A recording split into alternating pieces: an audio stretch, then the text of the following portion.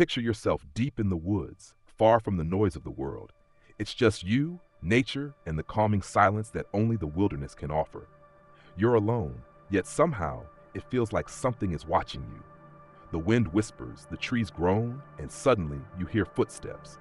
A figure appears out of nowhere, an unfamiliar man with a calm, almost eerie smile, asking if you're alone. A chill runs down your spine as you realize you are not as alone as you thought. What happens next will make you think twice before ever venturing into the woods alone again. The sun had just begun to dip beneath the horizon when Mark decided to take the long drive into the forest. A man of few words, he had always found solace in silence, away from the endless chatter and distractions of city life.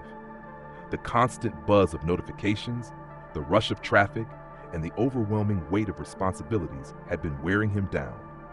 He needed a break, just a few days to clear his head, to reconnect with something pure.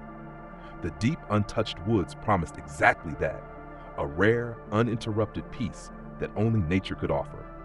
As he made his way deeper into the forest, the city sounds faded, replaced by the soft rustling of leaves and the occasional chirp of a distant bird. With each turn, the trees grew taller, the air fresher, and the world seemed to shrink into a cozy embrace of solitude. The quiet was almost overwhelming, the kind that wraps itself around you, pulling you into a world where only the present moment exists.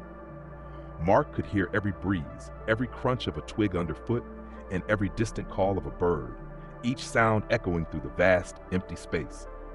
It was exactly what he had been yearning for. No distractions, no people, just him in the wilderness. But what he didn't know as he set up his tent under the slowly darkening sky was that this peaceful isolation would soon be interrupted by something that would leave him questioning just how safe solitude could truly be. As Mark ventured deeper into the forest, the towering trees seemed to reach for the sky, their thick trunks covered in moss and centuries of history. The path was narrow, winding, and surrounded by ancient oaks and pines that whispered secrets in the breeze. The sun had begun its descent, casting long shadows that stretched like fingers across the forest floor. The air was cool, damp with the scent of earth and pine needles, a scent that only the wilderness could provide. With each step he took, the forest seemed to grow more intimate, more enveloping. The world around him grew quieter, the noises of the outside world swallowed by the vastness of the trees. He couldn't help but marvel at the stillness, a silence so profound it felt almost unnatural. There was no one else around, no hikers, no campers, just him and the wilderness. It was exactly the kind of solitude he had longed for, a chance to unplug from the chaos of everyday life. But as the minutes stretched into hours, a strange feeling began to creep over him. It was subtle at first, a slight shift in the air, a faint rustle that didn't quite match the usual sounds of the forest. Mark stopped in his tracks, trying to shake off the unease, but the feeling persisted. It was as if the forest was alive, watching him. The once comforting silence now felt heavy, thick with the weight of an unseen presence. His eyes darted from tree to tree, scanning the surroundings, but there was nothing, only the vastness of the forest stretching endlessly before him. A chill ran down his spine. The peace he had sought now felt like a facade, something unnatural in its perfection. The air seemed to thicken as though someone or something was lurking just beyond his sight, following his every move. Mark's heart began to race. The woods were no longer a refuge, they were becoming something else entirely. As Mark was finishing setting up his camp, the silence of the forest seemed to return to its natural rhythm, the wind brushing through the leaves, the distant murmur of the creek. Yet amid this calm, he began to hear it. At first it was faint, barely noticeable. A soft, deliberate crunching of leaves underfoot as though someone was walking slowly toward him. He paused, holding his breath. The steps were measured, purposeful, growing louder with every passing moment. Whoever it was coming closer.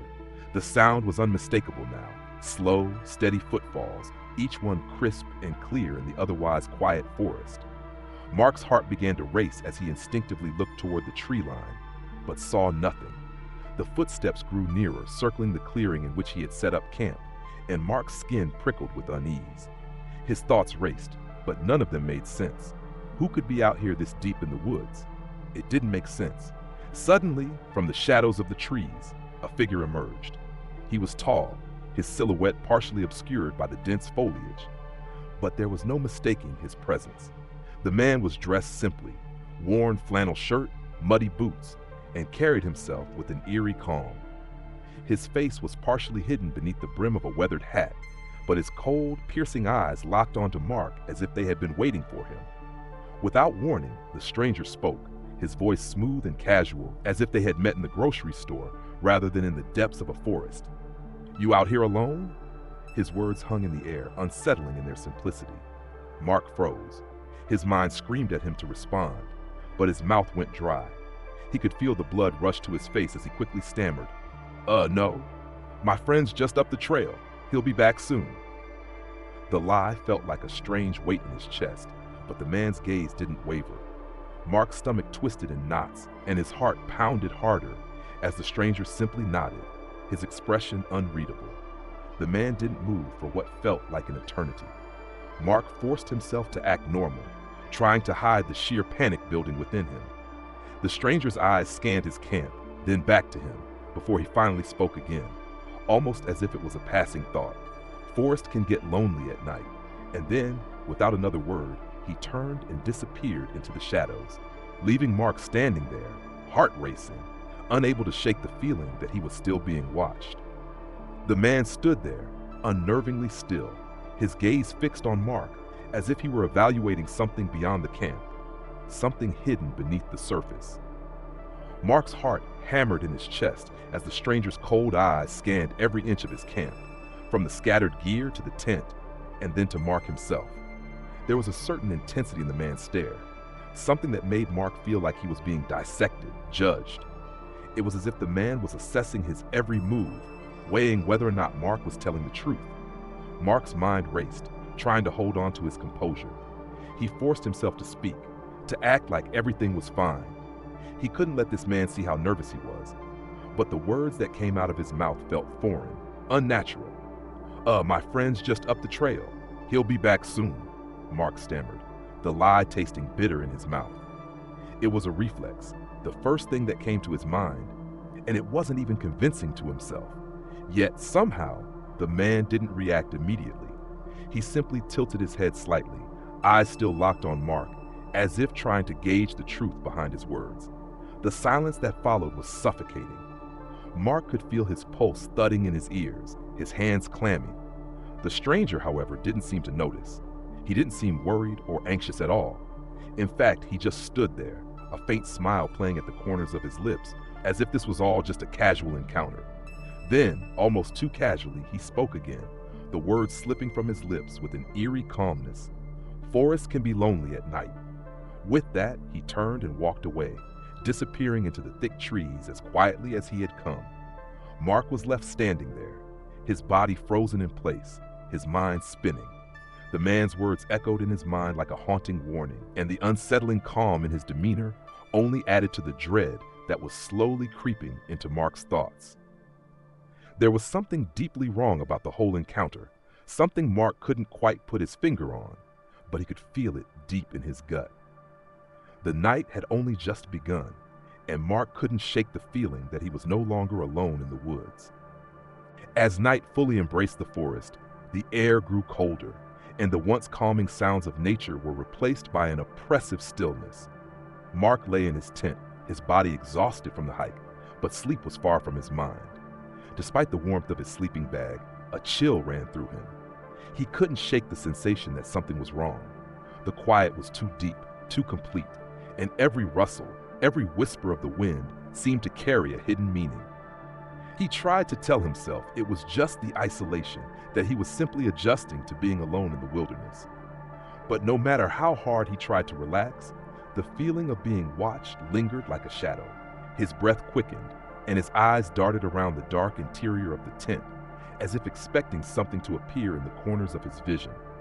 The silence outside felt suffocating, yet the moment he started to settle down, he heard it. At first, it was faint, a small sound, like the brush of a leaf or the crack of a twig. But then it became clearer, more deliberate. Footsteps, slow, measured, and unmistakably human. They circled the perimeter of the tent, pausing at random points, as if whoever was out there wanted him to hear them, wanted him to know they were close. Mark held his breath, not daring to make a sound. His heart pounded in his chest, and every nerve in his body screamed at him to do something, anything, but he stayed frozen, paralyzed by fear. The footsteps came again, closer this time, shuffling along the ground, dragging as though whoever was out there was purposely trying to make their presence known. Mark's mind raced. Was it the man from earlier? Had he come back? Or was it someone else, something else? The thought of the stranger returning filled him with a terror he couldn't explain, a terror that grew with every passing moment. He couldn't go outside to check. The thought of unzipping the tent, of facing whatever was out there, was too much to bear. The footsteps eventually faded, but the silence that followed was even more unnerving. Mark's eyes remained wide open, listening to every tiny sound outside.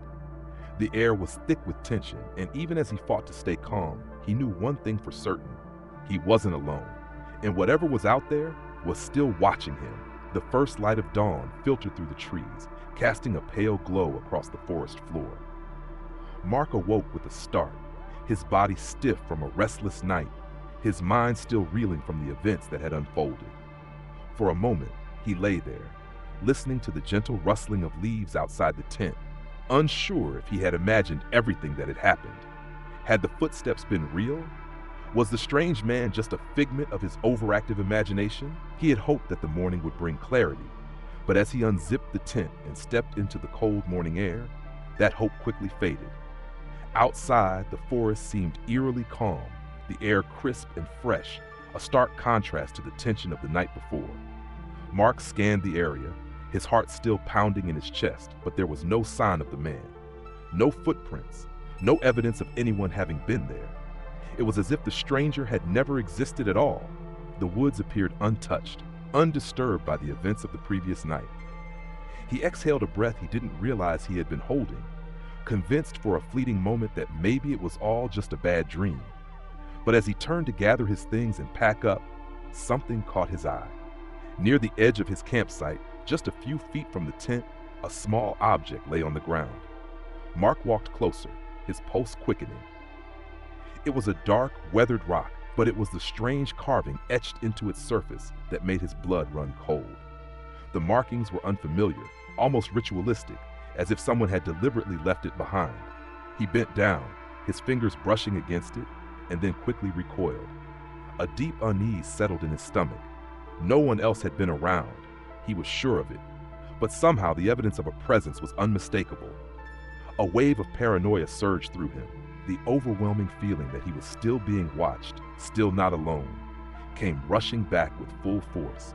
He quickly shoved the rock into his backpack and hurriedly packed his camp. Every rustling leaf, every distant crack in the forest sent his heart into overdrive. Without a second thought, Mark grabbed his gear and bolted down the trail, the sense of being pursued still lingering in his mind. The peaceful solitude he had sought had turned into a nightmare, and he couldn't shake the feeling that the woods were never going to let him go. Mark gripped the steering wheel tightly as he drove away from the forest, his eyes darting nervously between the road and the rearview mirror. The trees that had once seemed so inviting now appeared like dark, looming figures, casting long shadows that stretched across the winding road. The further he drove, the more the weight in his chest seemed to lift, but the unease never fully left him. He couldn't shake the image of the stranger's cold, emotionless eyes staring at him, or the eerie silence that had hung in the air like a heavy fog. The familiar sounds of the car's engine, the hum of the tires against the road, seemed to be the only things keeping him tethered to reality. But no matter how fast he drove, the haunting feeling that someone or something was still watching him lingered like a phantom presence, just out of sight. He kept glancing over his shoulder, half expecting to see the stranger's figure materialize in the rearview mirror. The paranoia was overwhelming, gnawing at him, never allowing him to fully relax. The morning light that had initially brought him a sense of relief now felt cold and distant. Mark could still hear the faint echoes of footsteps, the sound of something circling his camp, and the chill that had settled deep in his bones. Even the familiar sights of the road ahead did little to calm his racing thoughts. He tried to convince himself it was all just a figment of his imagination, a bad experience that would fade with time. But deep down, he knew the truth. The woods weren't just a place of isolation. They were a place where something far darker waited, something he had barely escaped from. By the time he reached the edge of the forest, Mark knew one thing for certain: he would never return. The thought of setting foot back in that wilderness, where every shadow seemed to hide a threat, filled him with a deep, unshakable dread. No matter how badly he longed for the peace of nature, the terror of that night would always haunt him, a silent warning that some places were better left unexplored.